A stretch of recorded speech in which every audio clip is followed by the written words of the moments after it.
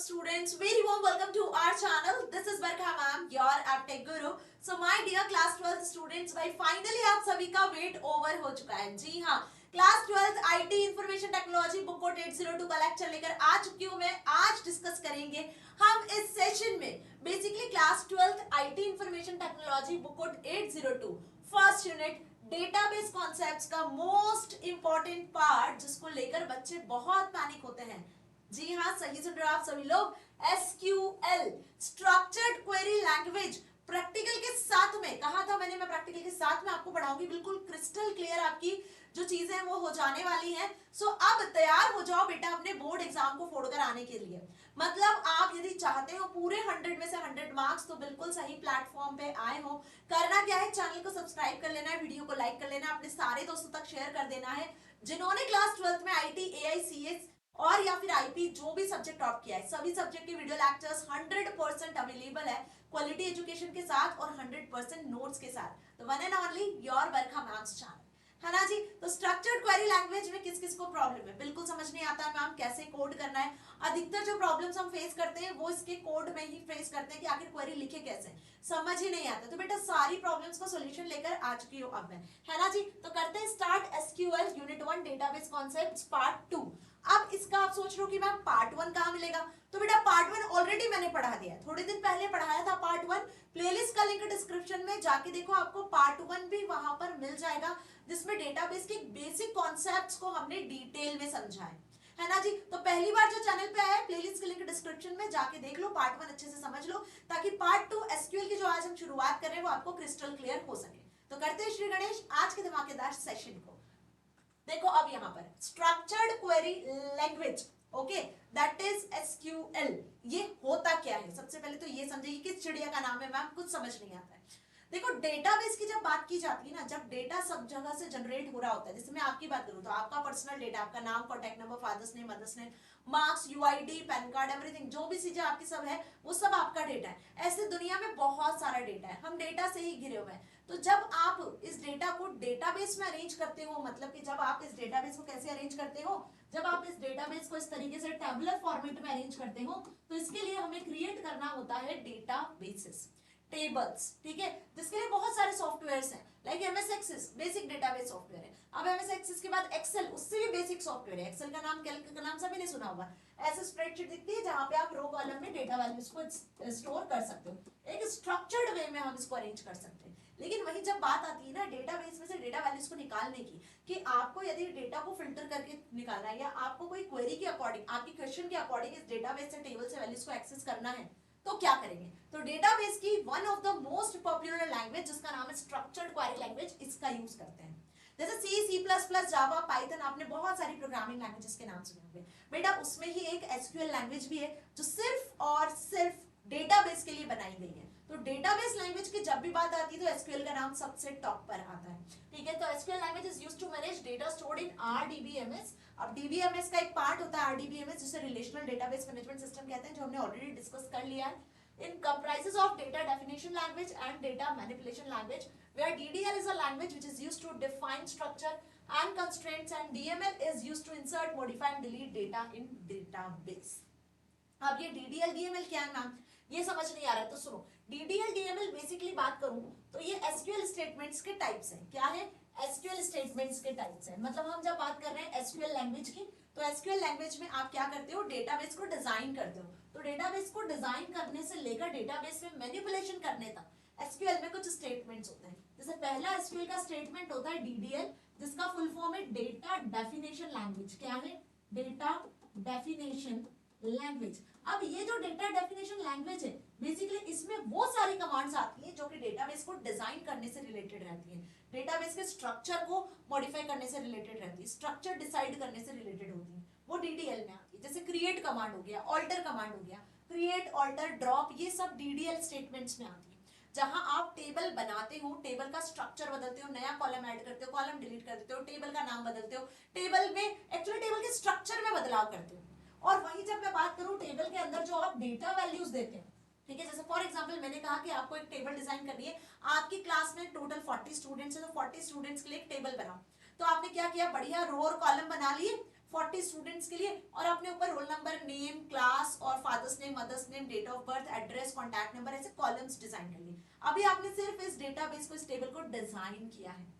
वो सारे स्टेटमेंट जो डिजाइनिंग से रिलेटेड होते हैं वो सब डेटा डेफिनेशन लैंग्वेज में आते हैं, जिसमें मैं बात कर रही हूँ किसकी, जिसमें मैं बात कर रही हूँ यहाँ पर क्रिएट, है ना, और वहीं आपका ड्रॉप, ऑल्टर, ये कुछ कमांड्स आ जाती हैं। और जब मैं कहूंगी कि अब आप उस टेबल में, जो आपने टेबल बनाई है उसमें 40 बच्चों की एंट्रीज करना स्टार्ट कर दो, तो आप 1 नंबर डाल के रोल नंबर, नेम, सारी चीजें लिखना शुरू कर देते हो। पहला स्टूडेंट राहुल शर्मा, दूसरे की एंट्री करते हो, तीसरे की एंट्री करते हो, ऐसे आप 40 रिकॉर्ड्स को, 40 वैल्यूज को, 40 स्टूडेंट्स की डिटेल को एंटर कर देते हो। तो वो रिकॉर्ड्स, वो जो इंसर्शन आपने किया हुआ है टेबल में वैल्यूज का, वो डीएमएल कहलाता है। तो इसको कहते हैं हम क्या, इसको कहते हैं हम डेटा मैनिपुलेशन लैंग्वेज। इसको क्या कहते हैं हम, डेटा मैनिपुलेशन, जो कि टेबल में रिकॉर्ड्स को एंटर करने के लिए यूज किया जाता है, जिसमें आपका इंसर्ट, अपडेट, डिलीट, है ना, अब ये सारी कमांड्स आती हैं। इंसर्ट मतलब आप रिकॉर्ड को इंसर्ट करोगे, अपडेट किसी बच्चे का फोन नंबर बदलना है, नाम बदलना है, नया नया रो ऐड करना है, तो वो सब आपका अपडेट में आ जाएगा। ठीक है, डिलीट, कोई रो डिलीट करना है, कोई बच्चा स्कूल से छोड़ चुका है तो उसका रो डिलीट कर देना, उसका रिकॉर्ड डिलीट कर देना है, तो अपडेट, डिलीट, इंसर्ट, वो सभी डीएमएल में आते हैं। तो अब यहाँ जो ये डीडीएल और डीएमएल लिखा है, इसकी कहानी अच्छे से समझ में आ गई कि डीडीएल मींस डेटा को डिफाइन करने के लिए, टेबल को डिफाइन करने के लिए यूज होने वाला स्टेटमेंट, और डीएमएल क्या होता है, टेबल में मॉडिफाई, इंसर्ट, डिलीट करने के लिए यूज होने वाला स्टेटमेंट। ये एसक्यूएल स्टेटमेंट के अंदर ही आता है। These commands used to perform all the operations in order to study SQL commands and create, insert, update, delete, modify, ये सभी SQL commands होती हैं। और डरना मत बिल्कुल, बरखा मैम आपके साथ है, आपको ये सारी चीजें बहुत क्रिस्टल क्लियर और बहुत इजीएस्ट वे में समझा दूंगी, कभी नहीं भूलोगे लाइफ में, ये मेरी गारंटी है। So SQL uses the terms tables, row and column for relational model, terms and attribute। यहाँ पे हम क्या करते हैं, रिलेशनल मॉडल का यूज करते हैं, मतलब यहाँ हम एक टेबुलर फॉर्मेट में डेटाबेस में वैल्यूज को डिजाइन कर रहे होते हैं, टेबल्स के फॉर्मेट। आप सबसे पहले समझते हैं पहली इंपॉर्टेंट कमांड, जिसका नाम है क्रिएट टेबल कमांड। बहुत ध्यान से समझना, कौन सी कमांड की बात कर रही हूँ मैं यहाँ पर, क्रिएट टेबल कमांड की। अब ये क्रिएट टेबल कमांड किस लिए यूज की जाती है, टेबल्स को क्रिएट करने के लिए। If you want to create a new table और a relation in database, then we use this create table command. कैसे यूज करोगे, इसका सिंटेक्स समझो। क्रिएट टेबल पूरा लिखना है, जो टेबल क्रिएट करने वाले हो, स्टूडेंट टेबल क्रिएट करने वाले हो, एम्प्लॉय, कस्टमर, जो टेबल क्रिएट करना है उस टेबल का नाम लिखोगे, और फिर यहाँ पे पैरेंथेसिस स्टार्ट करोगे। इस पैरेंथेसिस में आप जो कॉलम्स क्रिएट करोगे, सपोज स्टूडेंट टेबल बना रहे हो, तो रोल नंबर कॉलम का नाम, पहला कॉलम रोल नंबर है।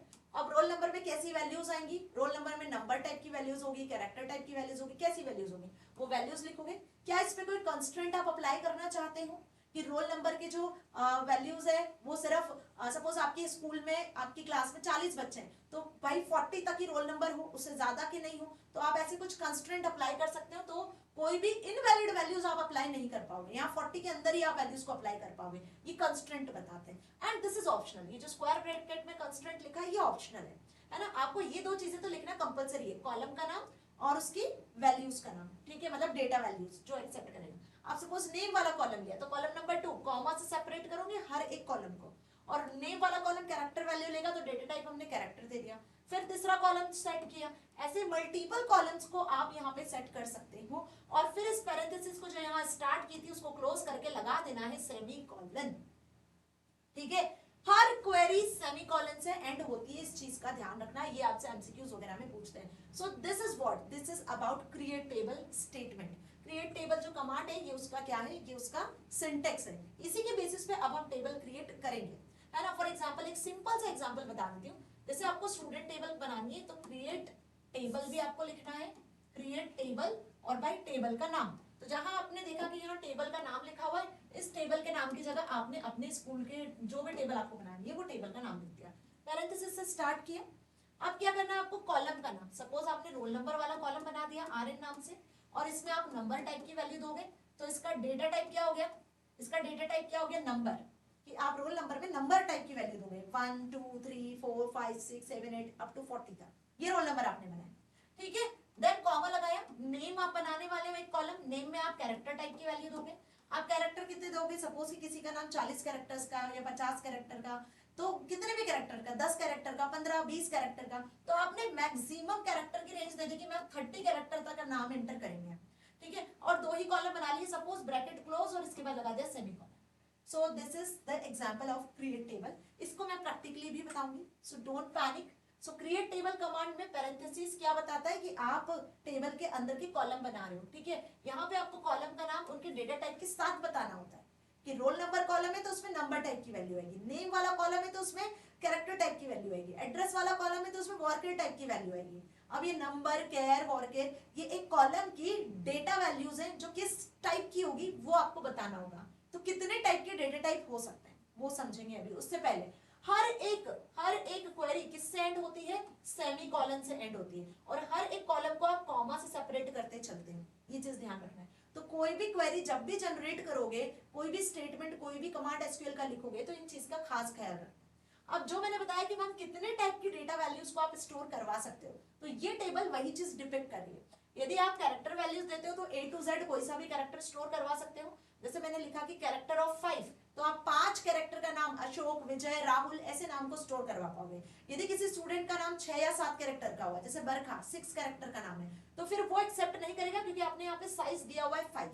तो आपको मैक्सिमम कैरेक्टर लिखने होंगे, ठीक है।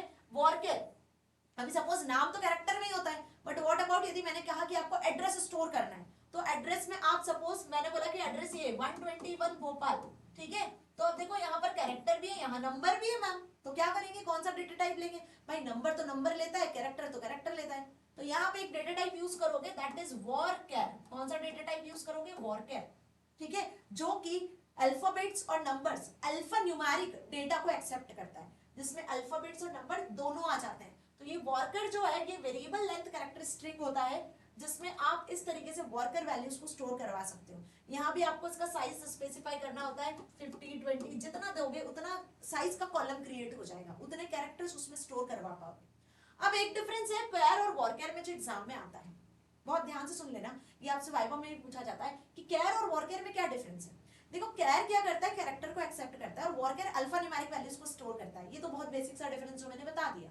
दूसरा डिफरेंस ये है कि कैरेक्टर में जो मेमोरी स्पेस होता है वो यूटिलाइज नहीं हो पाता है, मतलब कैरेक्टर डेटा टाइप मेमोरी को इफिशिएंटली यूटिलाइज नहीं करता, लेकिन वर्कर मेमोरी को एफिशिएंटली यूटिलाइज करता है। अब आप सोच रहे हो मैम यहाँ पे मेमोरी कहाँ से आ गया, तो ध्यान से सुनना, क्या बताने की कोशिश कर रही हूँ। सपोज मैंने स्टूडेंट का नेम वाला एक कॉलम बनाया और इसमें मैंने कैरेक्टर दे दिया। अब कैरेक्टर का नाम, मैंने यहाँ पे कैरेक्टर कितने, सपोज 10 कैरेक्टर का नाम आप स्टोर करवा सकते हो।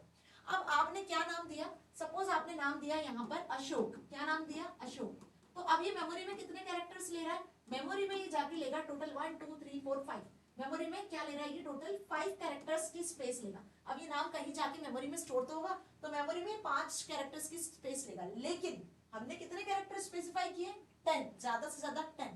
तो एक्चुअल में इस नाम के लिए पूरे 10 कैरेक्टर्स की स्पेस क्रिएट हो जाएगी। फिर भले आप यहाँ पे 5 एंटर करो, 10 एंटर करो। अब दूसरा नाम आ गया सपोज राम, तो फिर 10 कैरेक्टर की स्पेस जनरेट होगी, पूरे 10 कैरेक्टर्स की स्पेस जनरेट होगी और सिर्फ स्टोर होगा यहाँ पे राम। तो अब आप देख पा रहे हो कि इस कैर डेटा टाइप में ये जो ब्लैंक स्पेसेस है ये क्या हो रही है, वेस्ट हो रही है। इस स्पेस को आप यूज नहीं कर पा रहे हो। 40 बच्चों के नाम लिखोगे तो जो जो स्पेसेस बचेगी हर एक नाम में वो यूटिलाइज नहीं होगी जब आप कैर का यूज करो, ठीक है। लेकिन वही जब आप यहाँ पे वर्कर का यूज कर लेते हो, किसका, वर्कर का यूज करते हो, तो ये स्पेस इस दूसरे नाम को अलोकेट हो जाएगी, यहाँ से इसको रीयूज कर लिया जाएगा दूसरे नाम के लिए, फिर इस स्पेस को रीयूज कर लिया जाएगा दूसरे नाम के लिए। मेरी बात समझ में आ गई। तो यहाँ पे मेमोरी स्पेस वेस्ट नहीं होती है जब आप वर्कर का यूज करते हो, और केयर में मेमोरी स्पेस को एफिशिएंटली यूटिलाइज नहीं किया जाता। तो this is the basic difference. Okay जी, करके आओगे 2 नंबर में आएगा ये question, what is the difference between char and varchar, लिख लो, नोट कर लो, आता है ये क्वेश्चन एग्जाम। Now date. अब व्हाट अबाउट आपको स्टूडेंट्स की डेट ऑफ बर्थ लिखनी है, लिखनी होती है जनरली, आपने बना ली कॉलम कि आपको रोल नंबर, नेम, अब डेट ऑफ बर्थ भी तो एंटर करनी है, तो भाई डेट ऑफ बर्थ को किस में लेंगे मैम, क्या नंबर डेटा टाइप में लेंगे, नहीं, यहाँ पे हम उसके लिए डेटा टाइप यूज करेंगे डेट, ठीक है, जिसमें YYYMMDD मतलब ईयर, मंथ और डेट के फॉर्मेट में है ना, ऑपोजिट ऑर्डर में डेट स्टोर होती है। जैसे फॉर एग्जांपल 2014, 3 और 20 लिखा हुआ है यहाँ पर, 2025 और उसी के साथ में 7 और 13 लिखा हुआ है आज की जो डेट है, तो पहले ईयर आता है, फिर मंथ आता है और फिर डेट आती है, अंडरस्टूड। अब बात करते हैं नंबर की, तो रोल नंबर, फीस, प्राइस, इन सभी में क्या आता है, नंबर टाइप की वैल्यूज आती हैं, तो उसके लिए इंटीजर यूज करते हैं। क्या यूज करते हैं बेटा जी, इंटीजर, अंडरस्टूड। नंबर भी यूज करते हैं, कभी कभी इंटीजर्स भी यूज करते हैं, तो इट डिपेंड्स जो डेटा टाइप सपोर्ट करता है MySQL। अब इंटीजर वैल्यूज आपकी कुछ भी हो सकती है। लेकिन वही यदि मैं बात करूँ कि डेसिमल वैल्यूज है, सपोज मैंने कहा आपके परसेंटेज में लिखना है भाई टेबल में 98.65 आपके परसेंटेज बने हुए हैं, तो ये कौन सी वैल्यू है, डेसिमल वैल्यू है। तो इंटीजर डेसिमल को एक्सेप्ट नहीं करता है। डेसिमल के लिए जो डेटा टाइप यूज होता है वो डेसिमल होता है, जिसमें आप अपना इंटीजर पार्ट और डेसिमल पॉइंट के बाद कितने नंबर लेना वो मेंशन करते हो।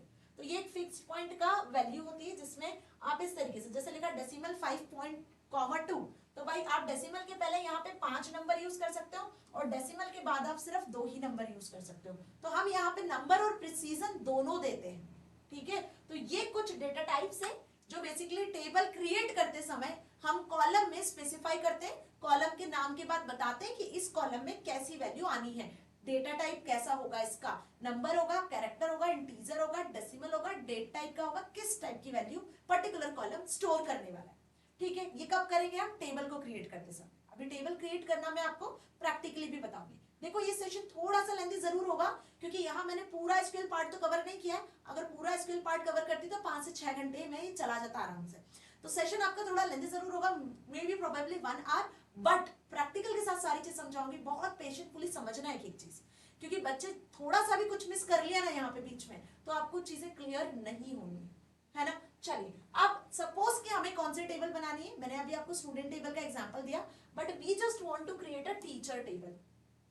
स्कूल में रिकॉर्ड्स को मेंटेन करने के लिए क्या होता है, स्कूल में यदि हम एक स्कूल डेटाबेस बना रहे हैं तो स्कूल का डेटाबेस यदि बनाते हो तो उसके अंदर आपको टेबल बनानी होगी, लाइक टीचर्स टेबल हो गया, स्टूडेंट टेबल हो गई, है ना। आप बुक्स के लिए एक टेबल बनाओगे, लाइब्रेरी में बुक्स है तो उसका टेबल बनाओगे, अंडरस्टूड। तो हम यहाँ पे एक टीचर टेबल बनाएंगे जिसमें हमें कौन कौन से कॉलम्स रखने हैं, टीचर आईडी, टीचर का first name, last name, gender, date of birth, salary and किस डिपार्टमेंट में वो टीचर काम करता है, डिपार्टमेंट का नंबर।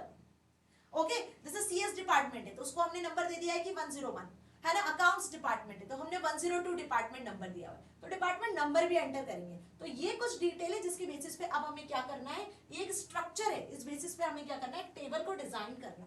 तो क्या क्वेरी लिखोगे भाई, देखो create table as it is, table का नाम जहां मैंने अभी स्टूडेंट बताया था वहां लिख दिया टीचर, ब्रैकेट ओपन किया, ये ब्रैकेट को क्लोज किया और सेमीकोलन लगा दिया। उसके बीच में आपको सारे कॉलम्स लिखने हैं और हर एक कॉलम कॉमा से सेपरेट होगा। तो टीचर आईडी पहला कॉलम इंटीजर टाइप का होगा, नंबर टाइप का होगा, कॉमा लगाया। दूसरा फर्स्ट नेम टीचर का वॉरकर ले लिया क्योंकि हमें स्पेस वेस्ट नहीं करवाना है, मेमोरी को प्रॉपर्ली यूटिलाइज करना है, तो वॉरकर लिया हुआ है। 20 कैरेक्टर से ज्यादा का नाम नहीं होना चाहिए, साइज दे दिया 20।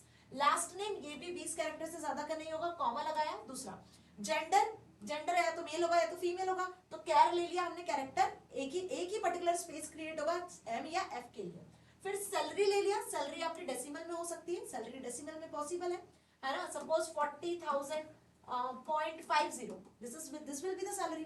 तो डेसिमल में ले लिया, 10 डिजिट आगे होंगी, डेसिमल के बाद 2 ही डिजिट आएंगी, है ना। नाउ डेट ऑफ बर्थ में आपने डेट टाइप का वैल्यू लिया एंड डिपार्टमेंट नंबर आपने इंटीजर लिया। कॉमा लगा लगा के इतने सारे कॉलम्स को हमने यहाँ पर क्रिएट किया। और ये बहुत सिंपल सी कमांड है, विदाउट कंस्ट्रेंट, कोई भी कंस्ट्रेंट अभी हमने यहाँ अप्लाई नहीं किया है, ठीक है। तो इतना समझ में आ गया टेबल कैसे क्रिएट करना है। चलिए अब इस टेबल को क्रिएट करना है तो आप जैसे ही MySQL पे जाते हो ना तो डायरेक्ट टेबल नहीं क्रिएट कर पाओगे। क्यों मैम, क्योंकि MySQL को पहले आपको इंस्टॉल करना पड़ेगा, इंस्टॉल करने के बाद उसको डाउनलोड करके आप इंस्टॉल कर लोगे। अब कैसे करना है मैम समझ नहीं आता है, तो बेटा इसका एक डेडिकेटेड वीडियो मैंने बनाया हुआ है अलग से कि आपको MySQL सॉफ्टवेयर को कैसे इंस्टॉल करना है, कैसे डाउनलोड करना है फ्री ऑफ कॉस्ट। ये जो सॉफ्टवेयर है ना MySQL, ये free of cost open source software है, इसके लिए कोई पेमेंट नहीं करना है। वेबसाइट पे जाना है, इसको डाउनलोड करके इंस्टॉल कर लेना और यूज करना है। इस तरीके का इंटरफेस खुलता है MySQL का। अब इसमें थोड़ी सी प्रॉब्लम जरूर आती है इसको इंस्टॉल करते समय, क्योंकि यहाँ पे आपको यूजर आईडी पासवर्ड वगैरह सेट करना होता है, लोकेशन देनी होती है ना, थोड़ा टाइम टेकिंग है। इसलिए मैंने पूरा प्रोसेस बताया है एक अलग से वीडियो में, उसका लिंक आपको डिस्क्रिप्शन में मिलेगा, प्लेलिस्ट के लिंक में, कि MySQL को कैसे आपको डाउनलोड और इंस्टॉल करना है। तो जाके जरूर देखना, यदि आपको नहीं आता इंस्टॉल करना है या डाउनलोड करना है या आप कोई प्रॉब्लम फेस कर रहे हो तो आपको सारी चीजें क्रिस्टल क्लियर होगी।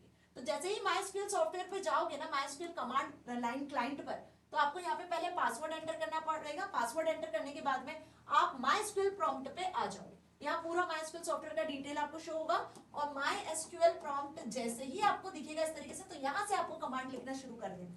जैसे आप यहाँ देख रहे हो, यहाँ से कमांड लिखेंगे हम, ठीक है। Now you can type the SQL commands MySQL prompt जो मैंने बताया। अब ये जो कमांड लिखोगे ना, सपोज आपको टीचर टेबल या स्टूडेंट टेबल क्रिएट करनी है, तो बेटा इसके पहले ये टेबल किस डेटाबेस में होगी, तो वो डेटाबेस भी तो क्रिएट करना होगा, मेरी बात समझ में आई? डायरेक्ट टेबल नहीं क्रिएट कर सकते हो, हर एक टेबल किसी ना किसी डेटाबेस में क्रिएट होती है। Database is a collection of tables, बताया था मैंने, है ना, और table is a collection of rows and columns, data values. Okay जी, सो नेक्स्ट स्टेप में हमें सबसे पहले क्या करना होगा, डेटाबेस को क्रिएट करना होगा। तो इसके लिए क्या कमांड लिखेंगे, इसके लिए वही सेम कमांड लिखेंगे, क्रिएट डेटाबेस और डेटाबेस का नाम। तो सपोज कि हम स्कूल डेटाबेस बना रहे हैं जिसमें हम टीचर स्टूडेंट टेबल को क्रिएट करेंगे, डिपार्टमेंट टेबल को क्रिएट करेंगे, तो हमने लिखा क्रिएट डेटाबेस और उस डेटाबेस का नाम जिसको आपको क्रिएट करना है। तो स्कूल डेटाबेस बनाना है तो हमने स्कूल नाम लिख दिया। यहाँ देखो, आप जैसे ही लिखोगे क्रिएट डेटाबेस स्कूल, तो एक row affected, query okay, query आपकी सक्सेसफुली रन होगी, एक रो अफेक्ट हो जाएगी। अब आपको देखना है कि भाई ये डेटाबेस क्रिएट हुआ या नहीं हुआ। ठीक है, यहाँ पे ऐसा नहीं लिखा हुआ है कि डेटाबेस क्रिएटेड या आप देख लो डेटाबेस, ऐसा नहीं मिलेगा आपको। एक लाइन में आउटपुट मिलेगा कि क्वेरी ओके, मींस कि आपका डेटाबेस क्रिएट हुआ है। अब आपको देखना है कि कितने डेटाबेसेस पहले से इसमें क्रिएटेड है या आपका डेटाबेस उस कैटेगरी में आ रहा है या नहीं। तो आपको कमांड रन करनी होगी शो डेटाबेस। कौन सी command, show databases. Show databases command लिखोगे ना तो जितने भी डेटाबेसेस है उनकी लिस्ट आ जाएगी। जैसे यहाँ देखो, इन्फॉर्मेशन स्कीमा, माइस्क्यूएल, और ये स्कूल नाम का डेटाबेस भी आपको यहाँ दिख रहा है, टेस्ट, परफॉर्मेंस स्कीमा, इतने सारे डेटाबेस क्रिएट है जिसमें हमको स्कूल नाम का डेटाबेस भी दिख रहा है, जो क्रिएट डेटाबेस कमांड से हमने क्रिएट किया है। ठीक है, ये देखो शो डेटाबेस, जितने सारे डेटाबेसेस है वो सब आपको दिख रहा है। आप इस डेटाबेस को डिलीट भी कर सकते हो। तो जब आपको डेटाबेस डिलीट करना होता है तो आप यूज करते हो ड्रॉप डेटाबेस कमांड। बहुत ध्यान से समझना, डेटाबेस क्रिएट करना है तो क्रिएट डेटाबेस कमांड यूज करेंगे और यहाँ पे आप डेटाबेस का नाम लिख दोगे, जो भी आपको नाम से क्रिएट करना है। यदि डेटाबेस को आपको देखना है तो शो डेटाबेसेस कमांड यूज करोगे, शो डेटाबेसेस कमांड यूज करोगे तो सारे डेटाबेस की लिस्ट खुल जाएगी। यदि डेटाबेस को डिलीट करना है तो ड्रॉप डेटाबेस कमांड आपको यूज करनी होगी, ड्रॉप डेटाबेस कमांड, और डेटाबेस का नाम जिसको ड्रॉप करना है वो डेटाबेस का नाम यहाँ लिखना होगा। तो ये तीन कमांड आपको ध्यान रखनी है। अब सपोज कि आपने डेटाबेस क्रिएट कर लिया, स्कूल डेटाबेस, उसके अंदर आपको टेबल क्रिएट करनी है तो उसके लिए आपको एक कमांड लिखनी होगी, दैट इज यूज डेटाबेस। क्या लिखोगे, यूज डेटाबेस। यूज डेटाबेस की मदद से क्या करोगे, आप उस डेटाबेस के अंदर आ जाओगे जिस डेटाबेस में आपको टेबल्स क्रिएट करनी है। तो हमने क्या लिखा है यहाँ पे, यूज स्कूल, आप स्कूल डेटाबेस के अंदर आ गए। अब यहाँ पे आप इस डेटाबेस में मल्टीपल टेबल्स जो भी क्रिएट करना चाहते हो, जो अभी हमने टीचर टेबल देखा ना, क्रिएट टीचर टेबल, वो कमांड आप एज इट इज यहाँ डेटाबेस के अंदर लिखो। ठीक है जी, चल इतना मैं आपको प्रैक्टिकल बताती हूँ, फिर आगे मूव करते हैं, है ना जी। तो हम क्या कर रहे हैं, हम आ चुके हैं यहाँ पर डेस्कटॉप स्क्रीन पर और माइस्क्यूएल ऑलरेडी मैंने इंस्टॉल किया हुआ है। माइस्क्यूएल जैसे ही सर्च बार में टाइप करोगे या स्टार्ट बटन से सर्च कर लेना, माइस्क्यूएल कमांड लाइन क्लाइंट, मैंने अभी ओपन किया था तो आपको टॉप पर ही दिख रहा है। कमांड लाइन क्लाइंट पे क्लिक करोगे तो इस तरीके से आपको माइस्क्यूएल का इंटरफेस ओपन होता हुआ शो हो जाएगा। ठीक है, डिफॉल्ट इसका कलर ब्लैक होता है, आप व्हाइट भी कर सकते हो, इट डिपेंड्स। सबसे पहला क्या दिख रहा है आपको यहाँ पे, भाई एंटर पासवर्ड, कि मैम पासवर्ड एंटर करो। तो मैंने जब इस सॉफ्टवेयर को इंस्टॉल किया था तो तब मैंने एक पासवर्ड सेट किया था, वो पासवर्ड मैं यहाँ पर अब लिख देती हूँ। तो पासवर्ड जब भी लिखते हो तो वो हिडन कैरेक्टर्स में आता है, आपको पता है। पासवर्ड लिखा, नाउ आई प्रेस एंटर। तो आप देख सकते हो कि मैं यहाँ माइस्क्यूएल प्रॉम्प्ट पे आ चुकी हूँ। Here is the MySQL prompt, आप देख पा रहे हो ये माइस्क्यूएल प्रॉम्प्ट विजिबल हो रहा है। आप कर्सर भी आप ब्लिंक करता हुआ दिख रहा है, मतलब जो भी कमांड लिखेंगे वो हम यहाँ लिखेंगे। तो सपोज हम एक डेटाबेस बनाते हैं, सबसे पहले शुरुआत करेंगे एक डेटाबेस से। तो मैंने यहाँ लिखा क्रिएट डेटाबेस, क्या लिखा, क्रिएट डेटाबेस, और स्कूल नाम का डेटाबेस बना रहे हैं हम, तो SCHOOL, स्कूल नाम से मैं एक डेटाबेस बना रही हूँ। And each and every query and with semicolon, I put semicolon and press enter. So आप देखो यहाँ पे क्या दिख रहा है आपको, can't create school database because it is already exist. अभी देखो ये स्कूल डेटाबेस पहले से एग्जिस्ट कर रहा है, समझ में आई मेरी बात। अगर एग्जिस्ट नहीं कर रहा होता तो ये आपको मैसेज शो नहीं होता, यहाँ पे आपको लिखा हुआ शो होता क्वेरी ओके।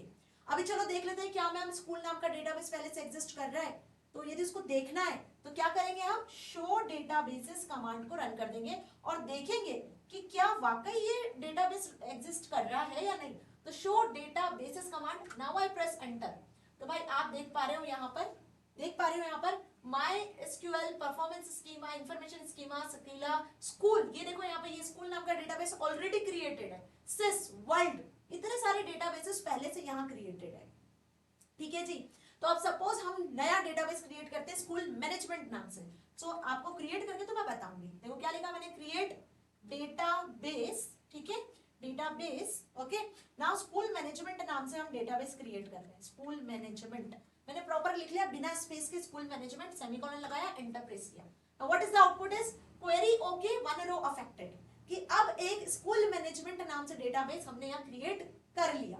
अब इसको आपको चेक करना है या इसको यूज करना है तो आप कर सकते हो। सपोज हमने यहाँ पे लिखा शो डेटाबेसेस और चेक कर लेते हैं क्या भाई ये डेटाबेस आया भी है कि नहीं, क्रिएट हुआ है कि नहीं। तो शो डेटाबेसेस कमांड लिखा, now I press enter. So यहाँ देखो स्कूल एंड स्कूल मैनेजमेंट दोनों डेटाबेस आपको विजिबल हो रहे हैं, school and school management both databases are here. Okay जी, तो डेटाबेस क्रिएट करना समझ में आ गया। ऑलरेडी यदि डेटाबेस क्रिएटेड होता है तो किस तरीके से एरर आती है वो भी समझ में आ गया कि डेटाबेस ऑलरेडी एग्जिस्ट। अब इस डेटाबेस को ड्रॉप करना है तो ड्रॉप डेटाबेस लिखोगे तो वो डेटाबेस ड्रॉप भी हो जाएगा, डिलीट हो जाएगा, जिसको आखिरी में करेंगे हम, लास्ट में एकदम, है ना। मतलब मैं भी कि मैं आपको बताऊं नेक्स्ट सेशन में हम जब पूरा समझ लेंगे तो मैं इस डेटाबेस को डिलीट करना भी आपको बताऊंगी। तो फिलहाल कमांड सिर्फ इतनी लिखनी है, ड्रॉप डेटाबेस, डेटाबेस का नाम, तो डेटाबेस डिलीट हो जाएगा। अब इस डेटाबेस को हमें यूज करना है और इसके अंदर टेबल क्रिएट करनी है, तो हम यहाँ लिखेंगे यूज, यूज के आगे आपको डेटाबेस का नाम लिख देना है। तो हम डेटाबेस का नाम लिख देते हैं स्कूल मैनेजमेंट। ओके, मैंने प्रॉपर लिख दिया स्कूल मैनेजमेंट, स्पेलिंग वगैरह सही लिखना बेटा। नाउ आई प्रेस एंटर, तो आपके यहाँ लिखा हुआ आगे देखो आप, डेटाबेस चेंज्ड आ गया, डेटाबेस चेंज लिखा हुआ, मतलब अब आप उस डेटाबेस के अंदर आ चुके हो, use school database management, school management के अंदर। और यहाँ पे अब आप अपने क्रिएट कमांड को यूज कर सकते हो। ठीक है जी, बात समझ में आ गई। अब सपोज कि मैं एक छोटी सी टेबल आपको स्टूडेंट टेबल यहाँ क्रिएट भी करके बताती हूँ। मैंने लिखा यहाँ पे क्रिएट टेबल, ठीक है, कमांड आपको विजिबल हो रही है ना, क्रिएट टेबल कमांड। और यहाँ मैं लिख देती हूँ सपोज स्टूडेंट, क्या लिख देती हूँ, स्पेस देकर स्टूडेंट, ब्रैकेट ओपन किया, जो आपका स्क्वायर सॉरी आपका जो पैरेंथेसिस है वो ओपन किया, और यहाँ पे सपोज मैंने RN से एक रोल नंबर वाला कॉलम बनाया जिसका मैंने टाइप दे दिया इंटीजर, कॉमा लगाती हूँ, और नेम, सिर्फ 2 कॉलम अभी हम यहाँ क्रिएट करके एक जस्ट आपको एग्जांपल बताऊंगी। नेम लिखा और नेम में हम लिख देते हैं यहाँ पे कैरेक्टर टाइप का नेम होगा, 10 कैरेक्टर लेगा, ठीक है जी, और bracket close and I press semicolon and now press enter. तो क्या लिखा हुआ, क्वेरी ओके, 0 रो अफेक्टेड, मतलब आपकी टेबल क्रिएट हो चुकी है। आपने जो अभी यहाँ पे टेबल देखी वो टेबल आपकी क्रिएट हो चुकी है, जिसमें आपने 2 कॉलम्स को यहाँ लिखा है। अब आपको टेबल देखनी है तो बेटा DESC कमांड चला दो, DESC कमांड के आगे आप लिख दो यहाँ पे टेबल का नाम, जैसे कि स्टूडेंट हमने टेबल लिखा हुआ है, सेमीकोलन लगाऊंगी तो हियर्स योर टेबल, ये आपकी टेबल यहाँ पे दिख रही है।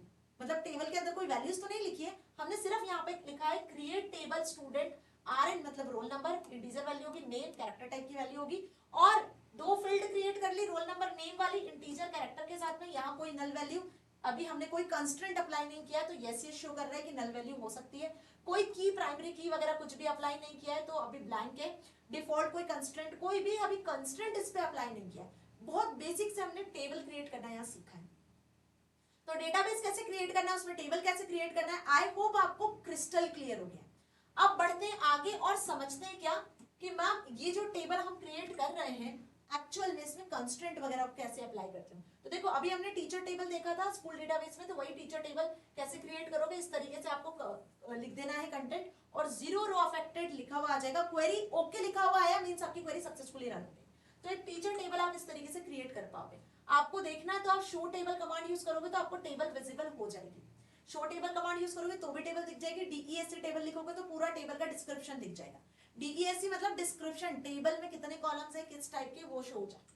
ठीक है जी, अब पढ़ते हैं कुछ कंस्ट्रेंट कि इस टेबल को क्रिएट करने के लिए क्या आप इसमें कुछ कंस्ट्रेंट अप्लाई कर सकते हो। फॉर एग्जांपल कि आप 40 स्टूडेंट्स की डिटेल को एंटर कर रहे हो और वहां पे सेकंड नंबर पे आपने बच्चे का नाम नहीं लिखा तो वो एक्सेप्ट कर लेगा, है ना, क्योंकि यहाँ पे आपने कोई कंस्ट्रेंट तो अप्लाई नहीं किया, आपने टेबल को रेस्ट्रिक्ट नहीं किया है। आप चाहते हो कि आपकी टेबल एकदम परफेक्ट हो, उसमें किसी भी तरीके का कोई डुप्लीकेशन या किसी भी तरीके का कोई भी ऐसा जो डेटा आप नहीं चाहते हो वो ना हो, तो इसके लिए हम इस पे कॉन्स्टेंट्स को अप्लाई कर देते हैं जो हमने प्रीवियस सेशन में पढ़े थे। तो सबसे पहले हम कंस्ट्रेंट अप्लाई करते हैं वो है नॉट नल कंस्ट्रेंट। ये कंस्ट्रेंट डेटाबेस को ना बचाते हैं, डेटाबेस में जो भी ऑपरेशंस होते हैं वो लीगल ऑपरेशन हो सकते हैं कंस्ट्रेंट की मदद से। नॉट नल कंस्ट्रेंट से क्या होगा कि हर एक कॉलम में आपको कुछ ना कुछ वैल्यू एंटर करनी ही पड़ेगी, आप उसको ब्लैंक नहीं छोड़ सकते हो। समझ में आ गई बात। तो यहाँ पे नॉट नल कंस्ट्रेंट में this attribute value may not be permitted to be null, आप नल वैल्यू को परमिट नहीं करोगे। यहाँ पर सपोज आप स्टूडेंट का या टीचर का नाम लिख रहे हो तो टीचर का जो नाम होगा वो आपको लिखना ही पड़ेगा यदि आपने नॉट नल कंस्ट्रेंट सेट कर दिया है, so it can't be null. Okay, बात समझ में आई कैसे, यहाँ ध्यान से देखो। Create table teacher, teacher ID integer type का है, फर्स्ट नेम, नेम के आगे आपने लगा दिया यहाँ पे नॉट नल कंस्ट्रेंट, तो अब आपको नाम एंटर करना ही पड़ेगा, तभी आप आगे एंटर कर पाओगे, नहीं तो नहीं। ओके, बाकी आपकी table values as it is. आगे बढ़ते हैं डिफॉल्ट कंस्ट्रेंट। अब डिफॉल्ट कंस्ट्रेंट का क्या काम होता है? डिफॉल्ट कंस्ट्रेंट में आप कुछ ऐसी वैल्यू चाहते हो जो डिफॉल्ट सेट हो जाए। जैसे फॉर एग्जांपल कि आपके स्कूल में जितने भी टीचर्स काम करते हैं सबकी सैलरी 40,000 है, सभी की, कोई डिस्क्रिमिनेशन नहीं, कोई भेदभाव नहीं, सबकी सैलरी 40,000 है। तो भाई सैलरी वाले कॉलम में सबकी सैलरी कितनी फिल होना चाहिए? 40,000, 40,000। तो ये एक डिफॉल्ट वैल्यू हुई। हर बार टेबल में आप 40,000 नहीं लिखोगे, आप एक बार एक डिफॉल्ट कंस्ट्रेंट सेट कर दो, उसकी एक डिफॉल्ट मतलब फिक्स्ड वैल्यू आप सेट कर दो, तो वो अपने आप सारे रिकॉर्ड्स के लिए फिल हो जाएगी। सो यहीं पे वो एग्जांपल दिया हुआ है, for example teacher salary has not been entered, then by default the database should store 40,000 assuming that minimum salary given to every teacher is 40,000। तो अब हम क्या करेंगे? देखो फर्स्ट नेम के आगे तो नॉर्मल कंस्ट्रेंट लगा दिया, सैलरी के आगे हमने क्या लगा दिया? डिफॉल्ट के आगे वो वैल्यू लिख दी जो डिफॉल्ट सेट करनी है। Okay, default 40,000। अब फॉर एग्जांपल कि जेंडर क्या होगा? भाई सारे टीचर्स आपके स्कूल में फीमेल टीचर्स है, कोई भी मेल टीचर्स नहीं है, तो आप यहां भी लिख सकते हो कि डिफॉल्ट लिखकर क्या लिख दो? डिफॉल्ट लिखकर आप लिख दो वो वैल्यू दैट इज एफ जो आपको सेट करनी है। तो उस कॉलम में, जेंडर वाले कॉलम में सब जगह ऑटोमेटिकली एफ फिल हो जाएगी। आ गई बात समझ में? डिफॉल्ट कंस्ट्रेंट भी। अब इसके बाद देखो, इसको देखना है आपको टेबल में कि कंस्ट्रेंट अप्लाई हो रहे हैं या नहीं हो रहे। जो मैंने अभी आपको बताई डीईएससी कमांड रन करके बताई थी ना अभी, वही डीईएससी कमांड लिखती डीईएससी टीचर। तो यहाँ पे देखो जो कंस्ट्रेंट आपने अप्लाई किए, आपने यहाँ पे फर्स्ट नेम में नल वैल्यूज नहीं होना चाहिए, तो ये नो आ गया। डिफॉल्ट यस होता है, अदरवाइज नो आ गया। ये सारे कॉलम में नल वैल्यूज आ जाएगी, लेकिन नेम में नल वैल्यूज नहीं आना चाहिए, स्टूडेंट का नाम तो प्रेजेंट होना ही चाहिए। तो हमने यहाँ पे नॉर्मल कंस्ट्रेंट सेट किया।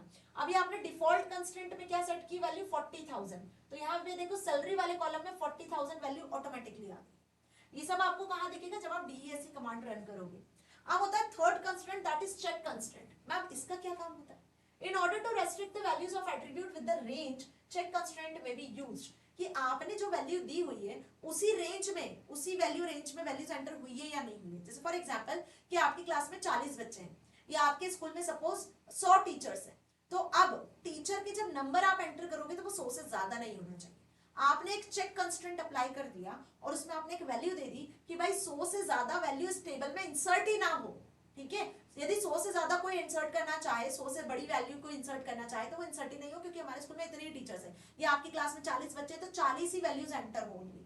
ठीक है, तो इस केस में हम इसमें चेक कंस्ट्रेंट अप्लाई कर देते हैं। वो कैसे अप्लाई करोगे? यहाँ देखो, जैसे यहाँ पे इन्होंने अप्लाई किया for example department number of any teachers must not exceed with 110। अभी टीचर को डिपार्टमेंट नंबर्स जो दिए हुए वो 110 तक ही फिनिश्ड है, इसके आगे कोई और डिपार्टमेंट स्कूल में नहीं है, तो 110 के आगे कोई और नंबर हो ही नहीं सकता है। तो डिपार्टमेंट नंबर जो है वो इसी के अंदर होगा, इसके बाहर नहीं होगा। 100 हो सकता है, 90, 99, 40, 60 कुछ भी हो सकता है, बट 110 से ज्यादा नहीं होना चाहिए। तो हमने डिपार्टमेंट नंबर के आगे लगा दिया चेक कंस्ट्रेंट, और उस चेक कंस्ट्रेंट में लिख दिया department number is less then और इक्वल्स टू 110। समझ में आया? क्या लिखा हमने? चेक कंस्ट्रेंट के अंदर लिखा है डिपार्टमेंट नंबर वाला जो कॉलम होगा उसकी वैल्यू 110 से लेस ही होगी। तो अब जो भी वैल्यू एंटर होगी टेबल में, जब भी कोई यूजर वैल्यू एंटर करने जाएगा, तो यदि वो एंटर करता है सपोज 150, तो वो एंटर ही नहीं होगी, एरर आ जाएगी कि 110 से लेस वैल्यू आपको एंटर करनी है। तो ये कहलाता है चेक कंस्ट्रेंट। नाउ अगला कंस्ट्रेंट होता है की कंस्ट्रेंट। अब ये की कंस्ट्रेंट क्या होता है मैम?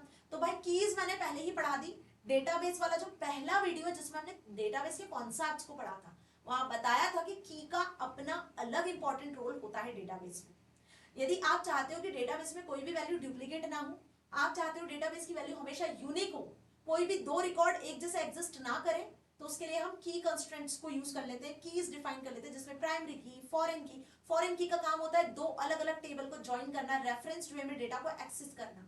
तो यहाँ पे अब हम यूज करेंगे की कंस्ट्रेंट का। यदि आपको किसी कॉलम को क्या करना है, किसी कॉलम को प्राइमरी की बनाना है या किसी कॉलम को फॉरेन की बनाना है, तो की कंस्ट्रेंट का हम यहाँ पे यूज कर लेते हैं। तो फिलहाल यदि मैं बात करूं teacher ID, first name, last name, gender, salary, date of birth, department number, तो यहाँ पे आप किसको बनाने वाले हो? प्राइमरी की। जरा जल्दी बताओ। तो प्राइमरी की ऐसा हो सकता है, दो टीचर्स के नाम रिपीट हो सकते हैं, दो टीचर्स की डेट ऑफ बर्थ रिपीट हो सकती है ना, दो टीचर्स की सैलरी भी रिपीट हो सकती है। तो हमें प्राइमरी की उस कॉलम को बनाना होता है मैम जिसमें बेसिकली किसी टीचर की कोई वैल्यू रिपीट ना हो रही हो। तो teacher ID is the best option for primary की। अंडरस्टूड? क्योंकि टीचर आईडी एक ऐसा कॉलम होगा कि दो टीचर्स के यदि नाम सेम भी हो गए ना तो उनको आप उनके आईडी से पहचान सकते हो, है ना। उनके जो आईडी आपने अलॉट किए होंगे वो तो डिफरेंट होंगे डेफिनेटली, क्योंकि वो आईडी ही ऐसे होंगे जो दोनों टीचर को यूनिकली आइडेंटिफाई कर रहे होंगे। तो हम यहाँ क्या बना देंगे, प्राइमरी की बना देंगे टीचर आईडी को। तो जब आप टेबल क्रिएट करोगे तो टीचर आईडी वाले कॉलम के आगे कंस्ट्रेंट अप्लाई कर देना, दैट इज प्राइमरी की। तो अब ये वाला कॉलम आपका प्राइमरी की बन जाएगा, अंडरस्टूड। और प्राइमरी की वैल्यू कभी नल नहीं होती है। तो अभी हमने जितने भी कंस्ट्रेंट अप्लाई की, तो देखो नल वैल्यूज के लिए आपने टीचर आईडी और फर्स्ट नेम पे अप्लाई कर दिया, प्राइमरी की में नल वैल्यूज नहीं आती है तो नो नो सेट हो चुका है, ठीक है। इसको प्राइमरी की बनाया तो की कंस्ट्रेंट के अंदर प्राइमरी आ गया। डिफॉल्ट में आपने सिर्फ सैलरी पर डिफॉल्ट कंस्ट्रेंट अप्लाई किया हुआ है, तो ये देखो कंस्ट्रेंट चेंज होते हुए दिख रहे हैं, समझ में आ रहे है ना। नाउ डिफॉल्ट जो वैल्यूज होती है, यदि मैं आपको टेबल पे वापस लेकर आऊं, तो अभी हमने स्टूडेंट टेबल यहाँ क्रिएट किया, तो आप देखो नल की डिफॉल्ट एक्स्ट्रा सब जगह यस और नल दिख रहा है। यहाँ पे बेसिकली कोई भी चेंजेस अभी हमने नहीं किए, तो डिफॉल्ट आपको टेबल ऐसी दिखेगी। लेकिन जब आप कंस्ट्रेंट अप्लाई करते जाओगे ना, जब आप कंस्ट्रेंट अप्लाई करते जाओगे तो आपको इस तरीके से वैल्यूज बदलती हुई दिखेगी, ठीक है। Now as shown in the first table, if primary key contains more than one attribute, then it must be specified separately. A list of attribute it comprises of the parentheses, so separated by commas. यदि आप चाहते हो कि teacher relation में, teacher table में teacher ID और date of birth दोनों को मिलाकर प्राइमरी की बनाना, जिसको कंपोजिट प्राइमरी की कहते हैं, क्या कहते हैं जिसको हम कंपोजिट प्राइमरी की, तो दिस आल्सो हैपेंस। यदि आप चाहते हो कि आप कंपोजिट प्राइमरी की बनाना चाह रहे हो कि दो टेबल मिलकर, दो कॉलम मिलकर रिकॉर्ड को यूनिकली आइडेंटिफाई करें, सिर्फ टीचर आईडी से काम नहीं चल पा रहा है, भाई टीचर आईडी और डेट ऑफ बर्थ दोनों मिलाकर जो है रिकॉर्ड्स को यूनिकली आइडेंटिफाई करें, so this is also happen. तो आपको टीचर आईडी के आगे प्राइमरी की लिखने की जरूरत नहीं है, आप सबसे आखिरी में आओगे जब आपने सारे कॉलम्स क्रिएट कर लिए, वहां लिखोगे प्राइमरी की और ब्रैकेट में उन कॉलम्स का नाम लिख दोगे जिनको आप प्राइमरी की बनाना चाह रहे हो, कॉमा लगा लगा। समझ में आ गई बात? So this also happens. दो तरीके से आप प्राइमरी की को डिफाइन कर सकते हैं। Now last constraint is referential integrity constraint. अब ये रेफरेंशियल इंटीग्रिटी कंस्ट्रेंट क्या होता है? ये बेसिकली दो टेबल पे अप्लाई होता है। दो टेबल मींस व्हाट, कि सपोज कि मैंने एक टेबल बना ली यहाँ पे स्टूडेंट टेबल, स्टूडेंट टेबल में हमने स्टूडेंट का नंबर भी दिया हुआ है और स्टूडेंट की फीस भी दी हुई है, और बीच में सारे कॉलम्स हैं, स्टूडेंट का नाम, number, class, date of birth and everything, और फीस भी दी हुई है, ठीक है जी। फिर रिसिप्ट लिख लो, फी नंबर लिख लो या रिसिप्ट नंबर लिख लो, ऐसा कुछ दिया हुआ है आपने। और अब आपने एक फी टेबल भी बना दी, क्या बना ली, फी टेबल, जहाँ पे क्लास वाइज स्टूडेंट्स की डिटेल जाएगी, जहाँ पे फी नंबर भी आएगा, ये फी नंबर वाला कॉलम हो गया, और क्लास आ जाएगा, स्टूडेंट की फीस आ जाएगी, बस सिर्फ फीस से रिलेटेड डिटेल्स। तो अब आप क्या कर रहे हो यहाँ पे, यदि आपको दोनों टेबल से मिलाकर डेटा एक्सेस करना है ना, दोनों टेबल का डेटा एक्सेस करना है, तो इसके लिए हम क्या करेंगे, इस टेबल का जो प्राइमरी की होगा उसको हम यहाँ पर बेसिकली दूसरे टेबल के फॉरेन की के साथ में मर्ज करेंगे। तो यहाँ पे देखो फीस नंबर वाला जो कॉलम है वो यहाँ भी है और फीस नंबर वाला कॉलम यहाँ भी है, तो एक ऐसा कॉलम होगा जो दोनों टेबल में कॉमन होगा, जिससे आप दोनों टेबल को रेफरेंस कर पाओगे। तो यहाँ पे रोल नंबर जो है स्टूडेंट का वो तो प्राइमरी की बन गया, लेकिन यहाँ जो फीस वाले कॉलम में था ये इसका प्राइमरी की है, लेकिन स्टूडेंट टेबल में भी एग्जिस्ट कर रहा है जो कॉमन कॉलम है वो कहलाएगा आपका फॉरेन की, या क्या कहलाएगा यहाँ पे, फॉरेन की। आई बात समझ में? तो किसी एक टेबल के प्राइमरी की वाले कॉलम को किसी दूसरे टेबल में यदि आप एक्सेस कर रहे होते हो तो वो उस टेबल का फॉरेन की बन जाता है। मेरी बात समझ में आ गई? किसी एक टेबल के प्राइमरी की वाले कॉलम को किसी दूसरे टेबल में आप एक्सेस कर रहे हो तो वो उस दूसरी टेबल के लिए फॉरेन की बन जाता है।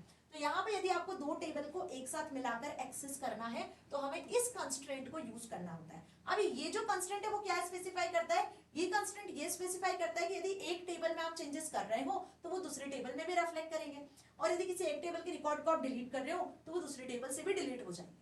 यही फॉरेन की खासियत होती है कि एक टेबल में चेंजेस हो रहे हैं तो वो उसकी जो प्राइमरी की वाली टेबल जो है, जो मेन टेबल है, उसमें भी रिफ्लेक्ट करे। तो फॉर एग्जाम्पल जो हमने अभी टीचर टेबल देखी, क्या देखा मैम कि टीचर टेबल में यहाँ पे डिपार्टमेंट नंबर वाला एक कॉलम है।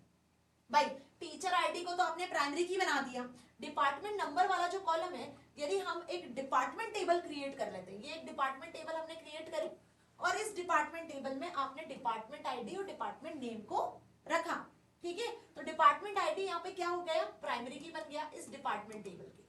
और टीचर टेबल में आपने देखा टीचर आईडी हमने प्राइमरी की बनाया हुआ है, first name, last name, gender, salary, date of birth और डिपार्टमेंट नंबर भी था।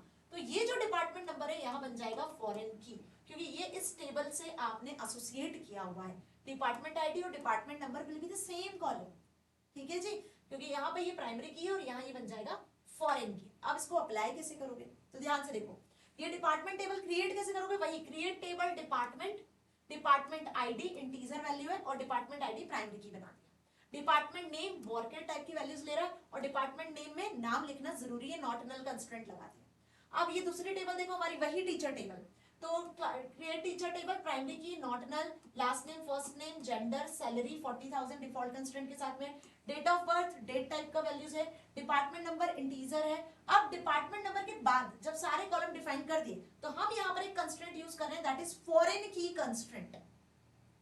फॉरेन की कंस्ट्रेंट में बता रहे हैं कि इतने सारे कॉलम में से कौन सा कॉलम है जो किसी और टेबल का प्राइमरी की है, तो हम बता रहे हैं भाई डिपार्टमेंट नंबर वाला जो कॉलम है उसको हम बना रहे हैं फॉरेन की इस टेबल के लिए, जो रेफरेंस करेगा डिपार्टमेंट वाली टेबल के डिपार्टमेंट आईडी से। जो लिंक कर रहे हो आप, लिंक किससे कर रहे हो, रेफरेंस यानी लिंक कर रहे हो डिपार्टमेंट टेबल के डिपार्टमेंट आईडी वाले कॉलम से। तो इसके लिए क्या लिखोगे, फॉरेन की लगा के प्रॉपरली आपको लिखना होगा। अब जब आप डीईएससी कमांड से देखोगे ना तो आपको यहाँ पे देखो दिखेगा, ये की वाले कॉलम में टीचर वाली टेबल, टीचर टेबल के बारे में बात कर रहे हैं हम, डीईएससी टीचर टेबल। तो आप यहाँ देखो टीचर आईडी तो प्राइमरी दिख रहा है, प्राइमरी की दिख रहा है, लेकिन जो डिपार्टमेंट नंबर है उसके आगे एमयूएल दिख रहा है, मल्टी वैल्यूड, या ये लिंक्ड जो है बेसिकली फॉरेन की वैल्यूज आपको यहाँ पे दिखेगी। ठीक है, तो इतना समझ में आ गया अच्छे से। अब इसके साथ में हम यहाँ पे कुछ और चीजें पढ़ते हैं।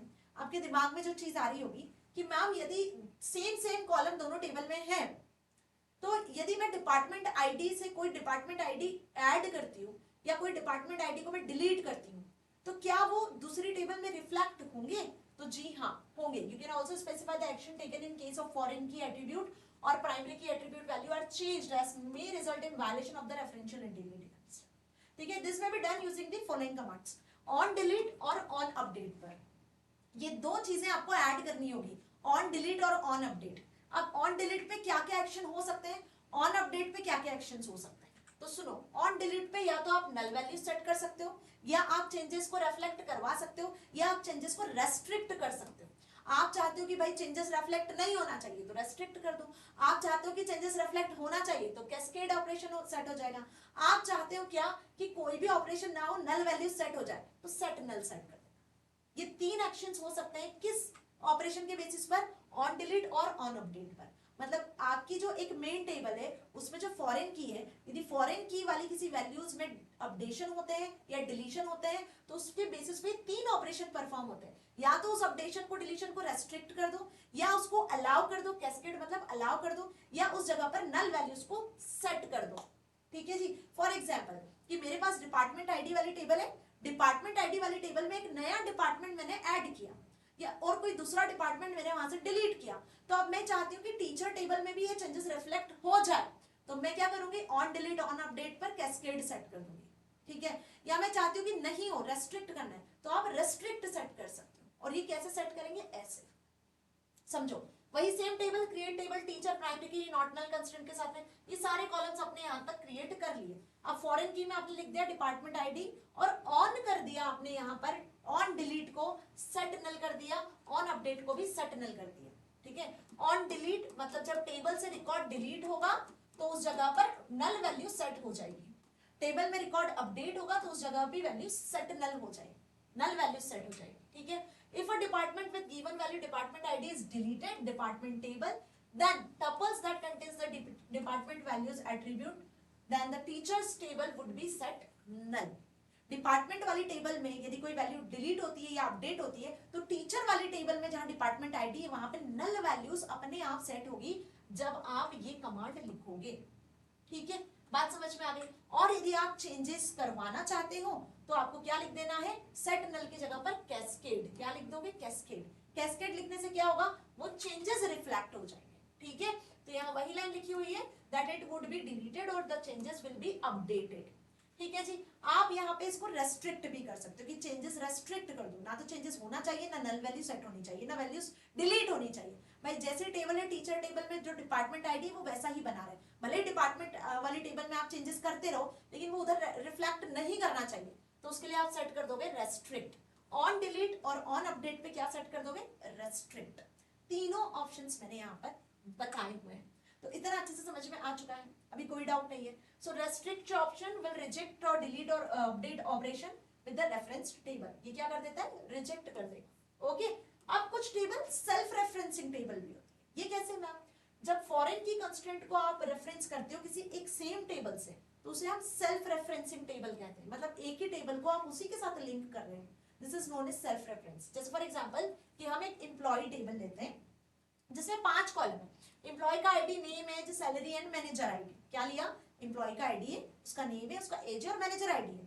Because of the manager is an employee, क्योंकि मैनेजर खुद भी एक एम्प्लॉय है, there is a foreign key relationship between manager ID and employee ID is shown below. तो हम क्या बोलेंगे यहाँ पे, इसको रेफरेंस कर देंगे खुद से। सो एम्प्लॉय आईडी प्राइमरी की बन गया, नेम, एज, सैलरी, मैनेजर, है ना। अब फॉरेन की आपने क्या बना दिया, मैनेजर आईडी को ही बना दिया, और उसको रेफरेंस किससे कर रहे हो, इसी टेबल से, सेम टेबल से ही आप रेफरेंस कर रहे हो। तो एक सेम टेबल से भी आप रेफरेंस कर सकते हो, और एम्प्लॉय आईडी से उसको लिंक कर दिया, मैनेजर आईडी, एम्प्लॉय आईडी, क्योंकि मैनेजर भी तो एक एम्प्लॉय ही है, तो दिस इज अगेन पॉसिबल। ठीक है जी, तो कंफ्यूज मत होना, बाकी सारी चीजें मैंने आपको क्लियर की हुई है, कितने कंस्ट्रेंट अप्लाई कर सकते हो, कैसे क्रिएट कर सकते हो, और इन कंस्ट्रेंट को जब अप्लाई करते हो फॉरेन की को, तो आप चेंजेस करवाना चाहते हो, नहीं करवाना चाहते हो, रेस्ट्रिक्ट करना चाहते हो, वो भी कर सकते हो। अब इसको देखेंगे हम प्रैक्टिकली, ठीक है। और उससे पहले पूरी फाइनल क्रिएट टेबल कमांड देख लेते हैं। तो नेमिंग कंस्ट्रेंट अच्छे से समझ में आ गया कि जब आप किसी टेबल को क्रिएट करते हो तो बेटा उसमें बहुत सारी कंस्ट्रेंट अप्लाई करने पड़ते हैं, तब जाके आपकी टेबल जो है एकदम परफेक्ट बनती है। फिर उसमें कोई भी वॉक वैल्यू या कोई अननेसेसरी वैल्यू या कोई ब्लैंक वैल्यू कोई यूजर एंटर नहीं कर सकता है। यदि ऐसे कंस्ट्रेंट आप अप्लाई करोगे तो आप जैसा डेटा चाहते हो ना टेबल में, बिल्कुल वैसा ही डेटा आता है। तो final create table, teacher create table command हमारी अब आपके सामने आ चुकी है। ठीक है, अब इस कमांड को हम यदि एज इट इज टाइप करेंगे तो बिल्कुल एज इट इज वैल्यूज आपकी क्रिएट हो जाएगी। ठीक है, तो अब इसको देख लेते हैं हम क्या प्रैक्टिकली। तो आ जाते हैं वापस कहां पर, MySQL पर, एंड हियर्स द MySQL, है ना, जो अभी मैंने आपको बताया था। सबसे पहले यहाँ पर हम आ जाते हैं वापस अपने डेटाबेस में। तो क्या लिखना है आपको, यूज डेटाबेस का नाम। डेटाबेस का नाम क्या है हमारा, स्कूल मैनेजमेंट। अभी इसमें हमने देखा था एक टेबल मैनेजमेंट, है ना, स्पेलिंग सही लिखना है। अभी हमने इसमें एक स्टूडेंट नाम की टेबल बनाई थी, अब हम यहाँ बनाने वाले हैं क्या, अब हम यहाँ बनाने वाले एक टीचर टेबल। ठीक है, तो लिखेंगे हम सबसे पहले क्रिएट कमांड, क्रिएट टेबल, और टेबल का नाम है teacher, TEACHER। Now what you have to put a parenthesis, जो ओपन करना है आपको ब्रैकेट, और अब वन बाय वन यहाँ पर हम कॉलम के नाम देंगे।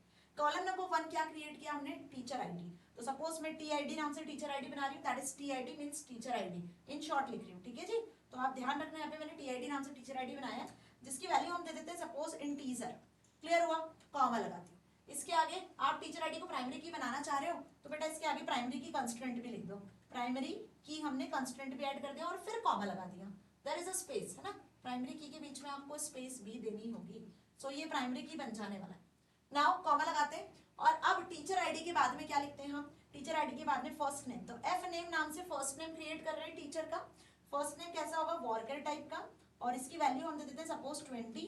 ठीक है, नाम आपका ब्लैंक नहीं होना चाहिए, इसलिए इसके आगे हम यूज कर लेते हैं क्या, इसके आगे हम नॉट नल कंस्ट्रेंट का यूज कर लेते हैं नाम। तो देखो मैंने नॉट नल कंस्ट्रेंट लिख दिया एफ नेम के आगे, कॉमा लगाती हूँ। इसी तरीके से लास्ट नेम भी लिख लेते हैं, लास्ट नेम भी वॉर्कर टाइप का होगा, और 20 वैल्यूज इसकी एक्सेप्ट करवाओगे आप, राइट। यहाँ देखो ये 20 वैल्यूज है, देखते जाना आगे, ठीक है।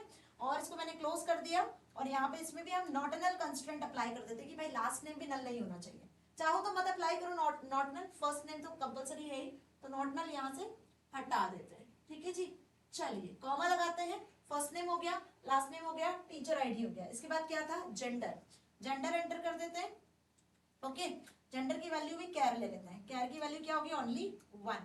अंडरस्टूड। नाउ कॉमा लगाते हैं, जेंडर के बाद में क्या एंटर करना है, अब हमें सैलरी, सपोज सैलरी एंटर कर देते हैं हम। सैलरी को हमें डिफॉल्ट कंस्ट्रेंट के साथ में ऐड करना था, तो सैलरी हम ले लेते हैं डेसिमल में, और डेसिमल में वैल्यूज दे देते हैं कि भाई 10 डिजिट की इंटीजर वैल्यूज होगी, और 2 प्रिसिजन सेट कर देते हैं। ओके, और इसके आगे लगाते हैं, अब यहाँ पे हम क्या, इसके आगे यहाँ पे हम लगा देंगे कि सैलरी जो है बेसिकली आपकी 40,000 तक की होनी चाहिए। तो हम यहाँ पे डिफॉल्ट कंस्ट्रेंट का यूज कर लेते हैं, डिफॉल्ट कंस्ट्रेंट, और वैल्यू लिख देते हैं 40,000। ठीक है, कहाँ गया, ये नीचे आ गया, देखो डिफॉल्ट 40,000।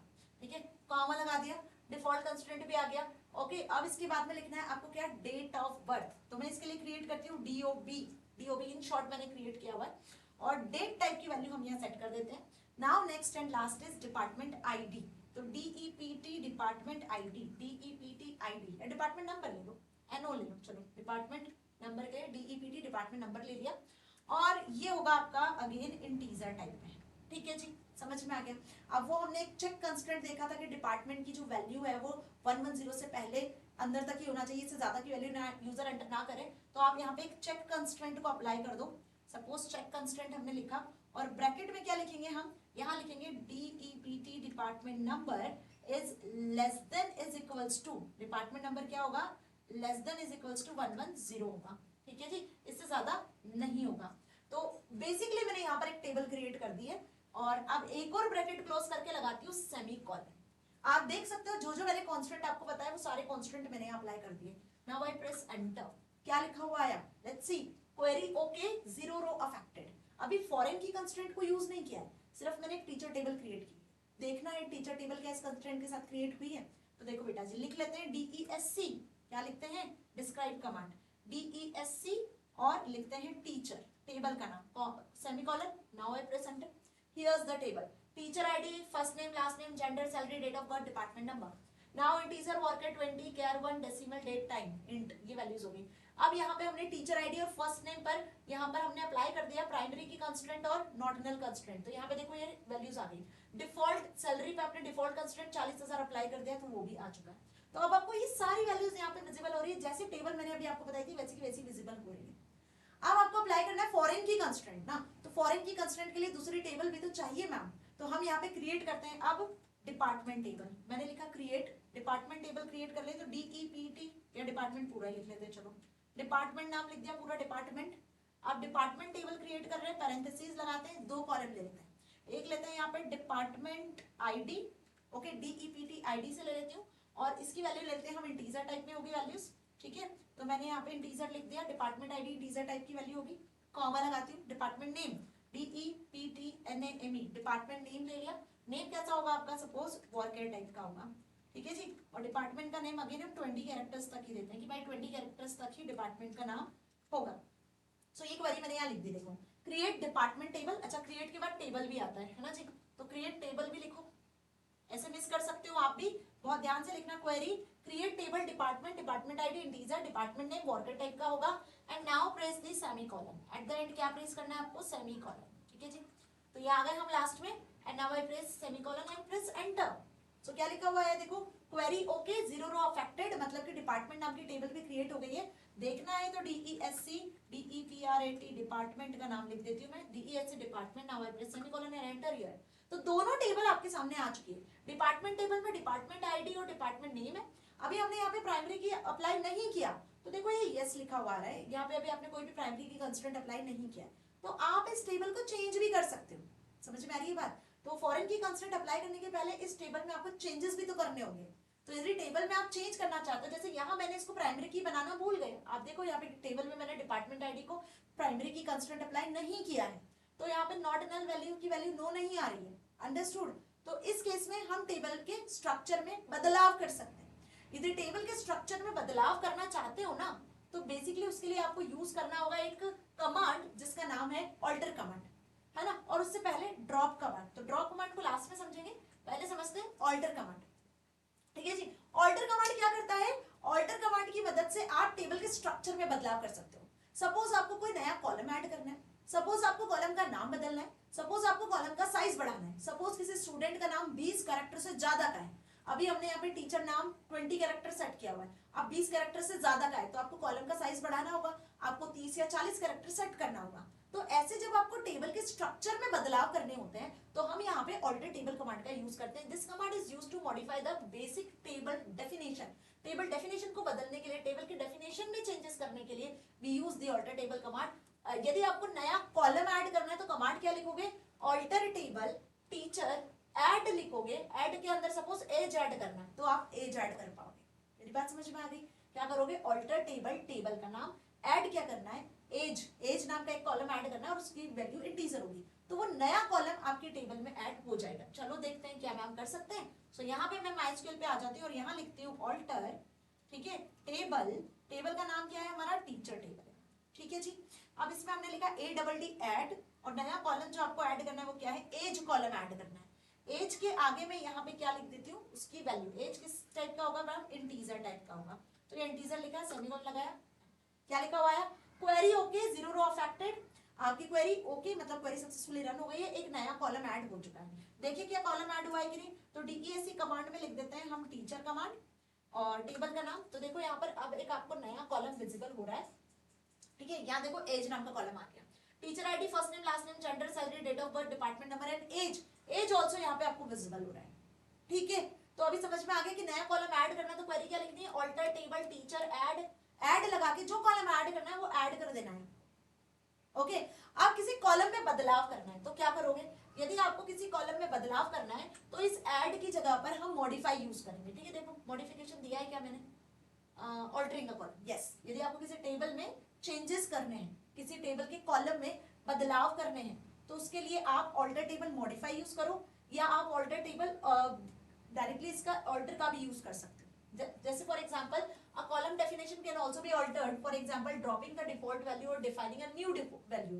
पुरानी वैल्यू को हटाकर नई वैल्यू देनी, जैसे टीचर टेबल में डिफॉल्ट वैल्यू सैलरी 40,000 है, now if you want to drop this value and set 30,000, then it can be done by using alter table teacher, alter salary, salary वाला column alter करना है, drop default, जो default आपने constraint apply किया था उसको default हटाकर नया सेट करना है, तो आप यहाँ पे ड्रॉप डिफॉल्ट हटाकर क्या लिखोगे, सेट डिफॉल्ट, जो नई वैल्यूज आपको सेट करनी।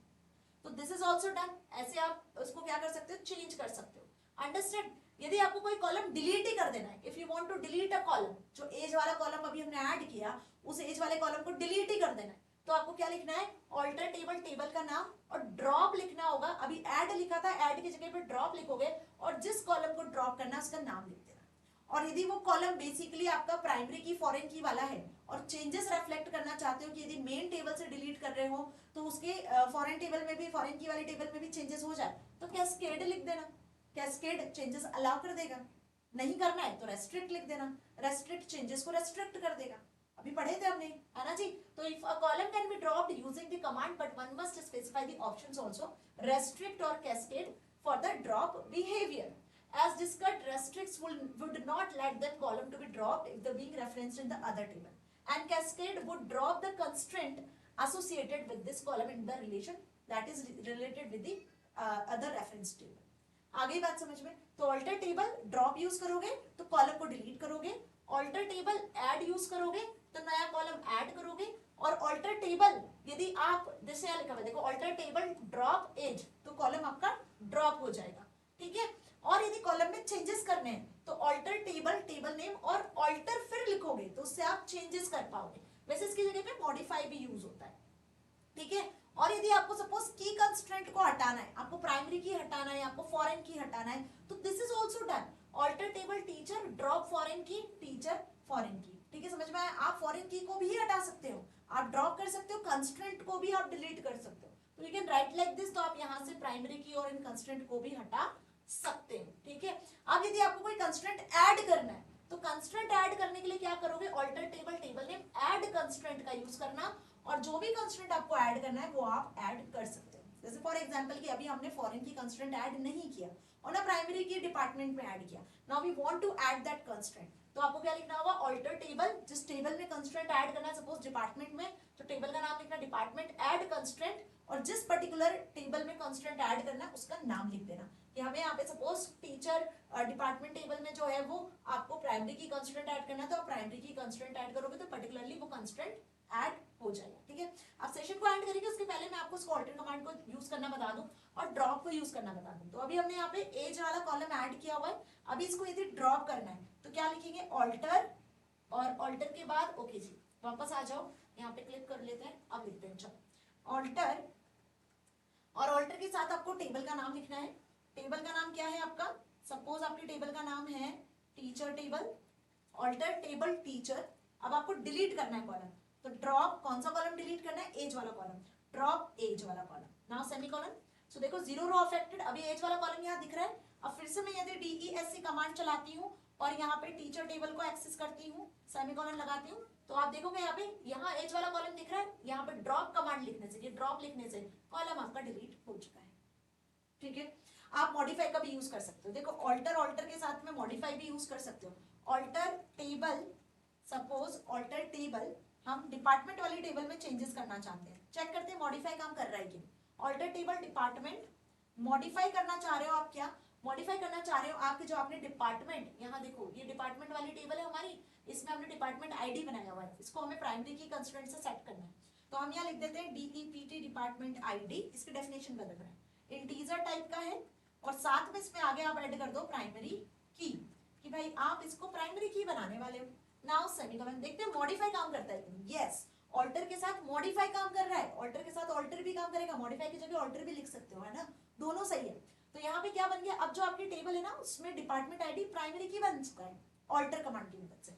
चेक करना है DESC चला दो वापस से, और यहाँ पे लिख दो आप डिपार्टमेंट, ठीक है जी, एंटर प्रेस करूंगी मैं, तो यहाँ देखो अब आपको दिख रहा है ये डिपार्टमेंट आईडी के आगे नल वैल्यूज के आगे क्या आ गया, नो आ चुका है, क्योंकि हमने प्राइमरी की सेट किया था। यहाँ पे आपको दिख रहा है यस, यहाँ प्राइमरी की सेट नहीं किया था। तो अब आपने टेबल की कंस्टेंट में भी बदलाव कर दिया, वो भी मॉडिफाई के साथ, ऑल्टर के साथ नहीं, ये मॉडिफाई की जगह ऑल्टर भी लिख सकते हो, दोनों सही है, ठीक है, गलत नहीं है, दोनों को सपोर्ट करता है माइस्क्वेयर। अब क्या करना है, यहाँ तक तो आपको बहुत अच्छे से क्लियर हो चुका है। बस इसी तरीके से आप सारे कंस्ट्रेंट को, फॉरेन की कंस्ट्रेंट और सारे कंस्ट्रेंट को अप्लाई कर सकते हो और एक अच्छी खासी टेबल क्रिएट कर सकते हो। अब फाइनली आपको यदि टेबल को ही डिलीट करना है, तो यदि आपको टेबल को डिलीट करना है तो हम चलाते हैं ड्रॉप टेबल कमांड, जो मैं आपको नेक्स्ट सेशन में बताऊंगी जब हम सारी कमांड्स को बहुत अच्छे से समझ लेंगे, है ना। तो ड्रॉप टेबल कमांड की मदद से क्या कर सकते हो, आप फाइनली टेबल को डिलीट कर सकते हो, पूरी टेबल डिलीट हो जाएगी जो आपने अभी यहाँ पर क्रिएट की है। तो ड्रॉप टेबल, टेबल का नाम लिखोगे, यदि चेंजेस के साथ में डिलीट करना चाहते हो तो, और यदि रेस्ट्रिक्ट नहीं करना चाहते हो या रेस्ट्रिक्ट करना चाहते हो तो रेस्ट्रिक्ट लिख सकते हो, मतलब वही कैस्केड, मतलब अपडेशंस के साथ में, कंस्ट्रेंट के साथ में डिलीट करोगे तो कैस्केड लिखना, और यदि टेबल को रेस्ट्रिक्ट करना है तो रेस्ट्रिक्ट भी लिख सकते हो। ये हमने अभी सारे एक्शंस देख लिए। तो drop command, drop table command is used to delete the whole table, okay. अब कैस्केड लिखोगे तो all the constraints that refer to this table will also be automatically deleted, जो कंस्ट्रेंट आपने अप्लाई किए होंगे वो भी डिलीट हो जाएंगे। और यदि आप यहाँ पे चाहते हो क्या कि जो रेफरेंस टेबल इसके साथ में थी, मतलब जो टीचर टेबल के साथ डिपार्टमेंट टेबल थी, उसमें चेंजेस ना हो, है ना, तो आप यहाँ पे रेस्ट्रिक्ट भी लिख सकते हो। तो ड्रॉप टेबल कमांड समझ में आ गया कैसे करना है यूज। उसके बाद ऑल्टर कमांड का मतलब भी समझ में आ चुका है। तो आज के सेशन में हमने कितनी कमांड्स यूज करी है, यदि आपको टेबल क्रिएट करना है, डेटाबेस क्रिएट करना है, टेबल में चेंजेस करना है तो ऑल्टर टेबल, कॉलम ऐड करना है, कोई कॉलम डिलीट करना है, किसी कॉलम में आपको चेंजेस करना है तो आप, या कॉलम को आपको डिलीट करना है तो आप इस तरीके से, कंस्ट्रेंट ऐड करना है तो इस तरीके से कमांड्स को रन कर सकते हो। सो होपफुली आज का सेशन समझ में आया, इसको प्रैक्टिकल जरूर करके देखना, यदि कोई भी डाउट होता है तो आप कमेंट सेक्शन में लिखकर मुझसे पूछ सकते हो, ठीक है। बिना प्रैक्टिकली ये कुछ भी चीजें समझ में नहीं आने वाली है, तो बेटा एक बार प्रैक्टिकल करके जरूर देखना इन सारी कमांड्स को।